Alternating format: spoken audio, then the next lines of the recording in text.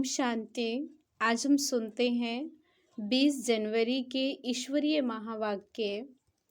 आज के महावाक्यों से कुछ मुख्य पॉइंट सुनते हैं। बाप तो राजयोग सिखलाकर सद्गति कर देते हैं, फिर सुनने की दरकार नहीं रहती। इस ज्ञान की गीता से दिन हो जाता है, सतयुग आ जाता है। यहाँ एक सेकंड में बेहद के पिता से मुक्ति, जीवन मुक्ति मिलती है। जब बाप का बनकर उनसे नॉलेज लेते हैं तो जीवन मुक्ति अवश्य ही मिलती है। तुम्हारा यह ईश्वरीय मर्तबा है, तुम अपना भी और औरों का भी कल्याण करते हो। जो अपना ही कल्याण नहीं करते तो वह औरों का कर नहीं सकते। तो बाबा भी कल्याणकारी है, सर्व का सद्गति दाता है कि तुमको भी मददगार बनना है। और बाबा ने यह भी कहा कि बाबा तो पुरुषार्थ कराएगा ना, इस यज्ञ सेवा में हड्डियां भी देनी चाहिए, बाकी सिर्फ खाना पीना सोना वह सर्विस हुई क्या? तो बाबा कहते बच्चे तीव्र पुरुषार्थी बनना है। बाबा ने कहा गीता वेद उपनिषद सब हैं भक्ति मार्ग के, इनको सुनने से पढ़ने से मैं आपको नहीं मिलता हूँ। बाबा कहते मैं तुम्हें ऐसा ज्ञान सिखलाता हूँ, इसका नाम ही है राजयोग। दुनिया में भी राम राम कह कर के भोजन बनाते हैं और दूसरों को भी याद दिलाते हैं। तो बाबा कहते हैं इसी तरह घड़ी घड़ी तुम भी एक दो को बाबा की याद दिलाओ और सभी को यह ज्ञान का दान करो, तो तुम्हारा भी बेड़ा पार हो जाएगा। तुम्हें जब संगम योग पर स्वयं डायरेक्ट परमात्मा की प्राप्ति हो जाती है तो तुम्हारा ही वर्तमान का ये गायन है, पाना था सो पा लिया, अब बाकी क्या रहा। इस समय का गायन है, अप्राप्ति नहीं कोई वस्तु ब्राह्मणों के खजाने में। तो इस स्मृति को हमें कभी भी भूलना नहीं चाहिए। अब सुनते हैं विस्तार से बाबा के महावाक्य। मीठे बच्चे, तुम कल्याणकारी बाप के बच्चों का कर्तव्य है सर्व का कल्याण करना, सबको बाप की याद दिलाना और ज्ञान दान देना। प्रश्न पूछते हैं बाबा महारथी किन बच्चों को कहते हैं, उनकी निशानी क्या होगी? उत्तर है जो अच्छी रीति पढ़ते और पढ़ाते हैं, जिन पर सदा बृहस्पति की दशा है, जो अपनी और सर्व की उन्नति का सदा ख्याल रखते हैं, जो यज्ञ सेवा में हड्डियां देते हैं, जो बाबा के कार्य में मददगार रहते हैं, वह हैं महारथी। ऐसे महारथी बच्चों को बाबा कहते यह हैं मेरे सपूत बच्चे। ओम शांति। आजकल बच्चे शिव जयंती के लिए तैयारियां कर रहे हैं, कार्ड आदि भी छपाते हैं। बाप ने समझाया तो बहुत बारी है, सारी मुख्य बात गीता पर है। मनुष्यों की बनाई हुई गीता को पढ़ते पढ़ते आधा कल्प नीचे उतरते आए हैं। यह भी तुम बच्चे समझते हो, आधा कल्प है दिन, आधा कल्प है रात। अब बाबा टॉपिक देते हैं, उस पर मंथन करना पड़े। तुम लिख सकते हो, भाई और बहनों आकर समझो। एक गीता शास्त्र है ज्ञान का, बाकी सब शास्त्र हैं भक्ति के। ज्ञान का शास्त्र एक ही है जो पुरुषोत्तम संगम योग पर बेहद का बाप परम पिता परमात्मा त्रिमूर्ति शिव सुनाते हैं, या तो लिखना है ब्रह्मा द्वारा सुना रहे हैं, जिससे 21 जन्म सद्गति होगी। ज्ञान की गीता से 21 जन्म का वर्षा मिलता है, फिर 63 जन्म भक्ति की गीता चलती है जो मनुष्यों की बनाई हुई है। बाप तो राजयोग सिखलाकर सद्गति कर देते हैं, फिर सुनने की दरकार नहीं रहती। इस ज्ञान की गीता से दिन हो जाता है। यह ज्ञान का सागर बाप ही सुनाते हैं, जिससे 21 जन्म गति सद्गति होती है, अर्थात 100% पवित्रता सुख शांति का अटल अखंड सतयुगी देवी स्वराज्य मिलता है। 21 जन्मों के लिए चढ़ती कला होती है। मनुष्यों की बनाई हुई गीता से उतरती कला होती है। भक्ति की गीता और ज्ञान की गीता पर अच्छी तरह विचार सागर मंथन करना है। यह मूल बात है जो मनुष्य नहीं जानते।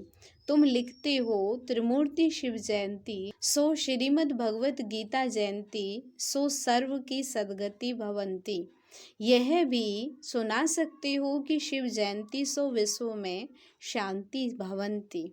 मुख्य अक्षर बहुत जरूरी है, जिस पर ही सारा मदार है। तुम सबको बतला सकते हो कि मनुष्य मनुष्य की सद्गति नहीं कर सकते। भगवान सद्गति करने आते हैं पुरुषोत्तम संगम युग पर, जो अब हो रही है। यह 2-3 पॉइंट्स मुख्य हैं।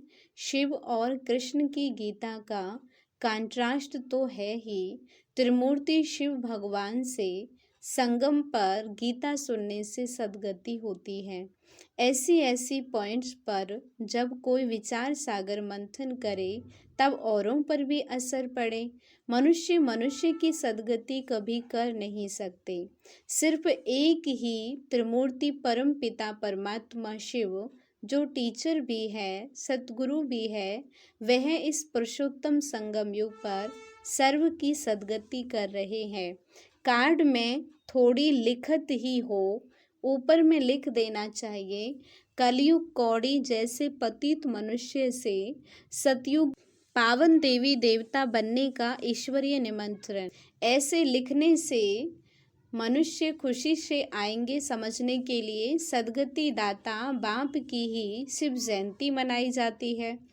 एकदम क्लियर अक्षर हो। मनुष्य तो भक्ति मार्ग में कितने ढेर शास्त्र पढ़ते हैं, माथा मारते हैं। यहाँ 1 सेकंड में बेहद के बाप से मुक्ति, जीवन मुक्ति मिलती है। जब बाप का बनकर उनसे नॉलेज लेते हैं तो जीवन मुक्ति अवश्य ही मिलेगी। पहले मुक्ति में जाकर जैसा पुरुषार्थ किया होगा, ऐसे जीवन मुक्ति में जरूर आएंगे। जीवन मुक्ति मिलती जरूर है, फिर शुरू में आए व पिछाड़ी में आए।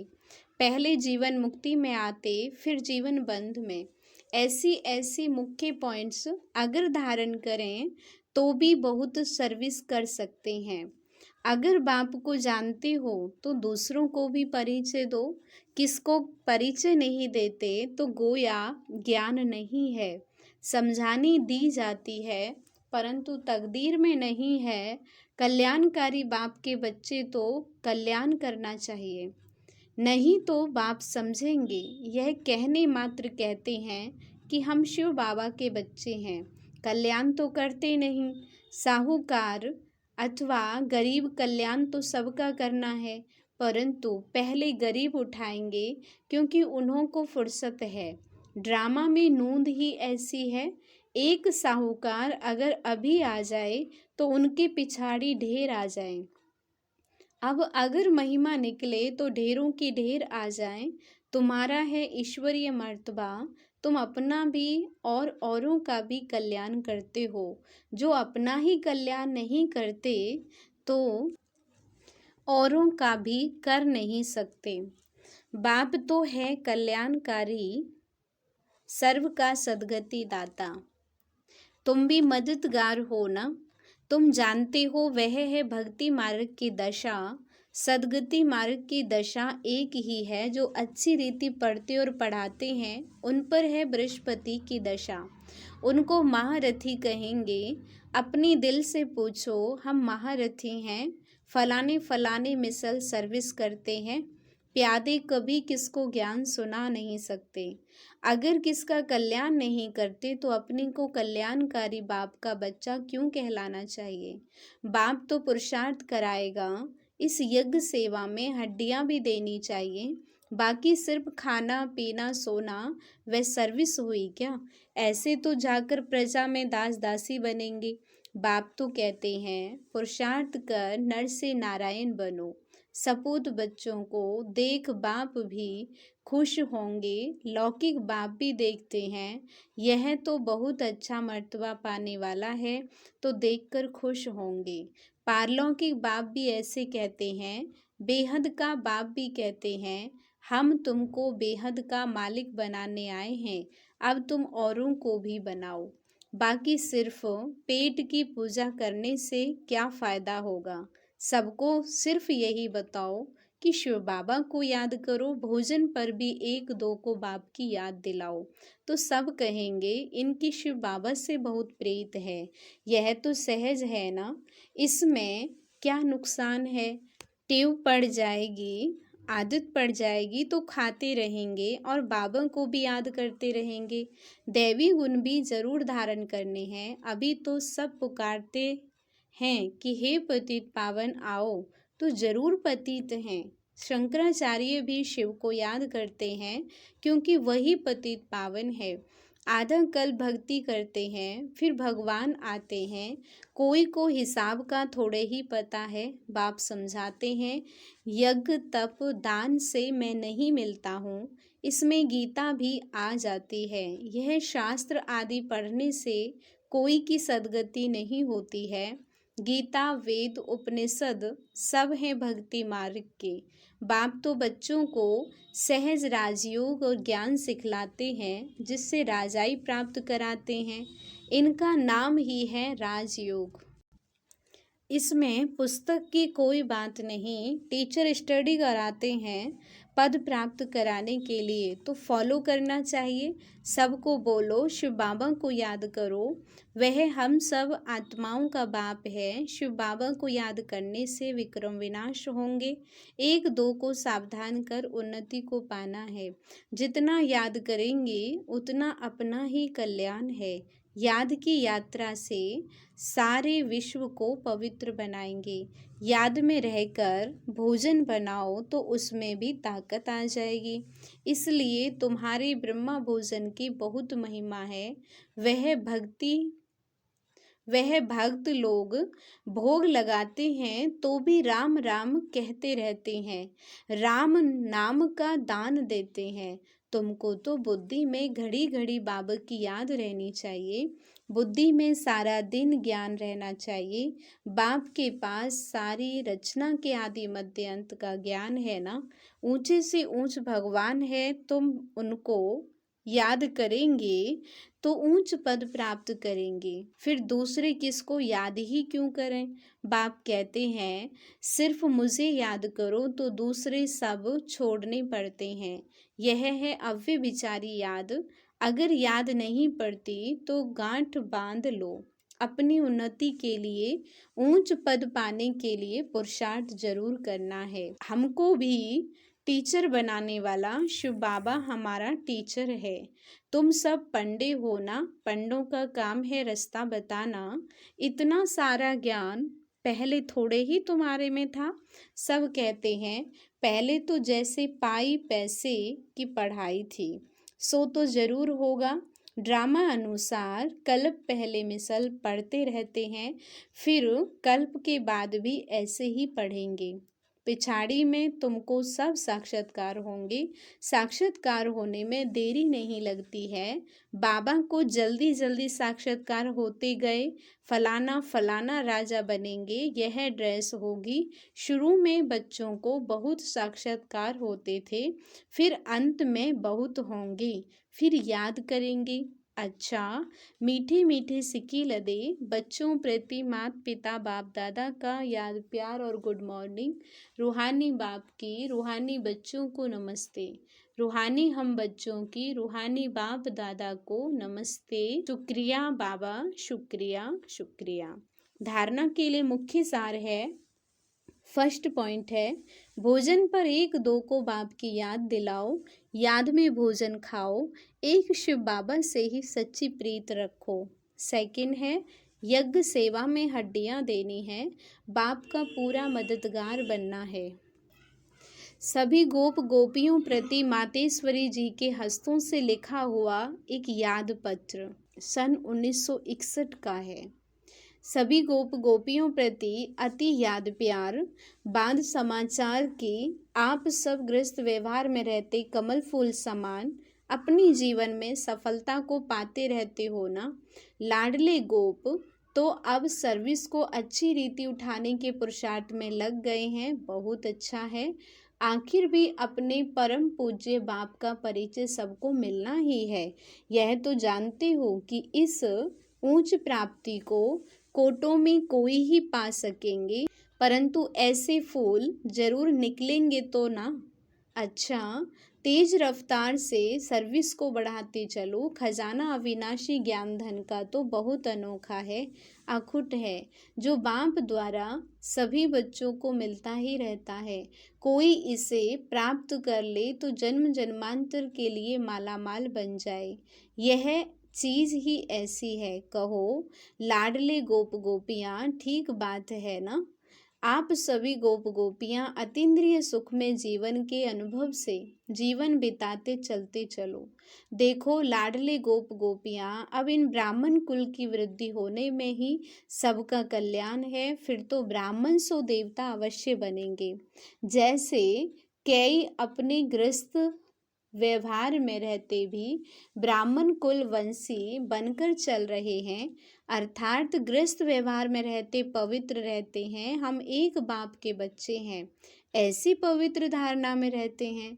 बाकी सभी को उस परम पिता परमात्मा के डायरेक्शन पर ही चलना है। इसको ही श्रीमत पर चलना कहा जाता है। ऐसी धारणा में चलने वालों को ही ब्राह्मण कुल वंशी कहा जाता है। जबकि अब वही बाप टीचर सतगुरु बना है। धर्मराज भी है, तो क्यों ना उनकी गोद का बच्चा बन अपना पूर्ण पवित्रता का अधिकार ले लेना चाहिए, जिससे ही भविष्य में सुख शांति का पूरा अधिकार प्रारब्ध रूप में प्राप्त हो जाता है। कहो लाडले गोप गोपियाँ, ऐसे सहज राज को समझ गए हो ना। जीते जी मरने अथवा मरजीवा बनने में डरते तो नहीं हो ना।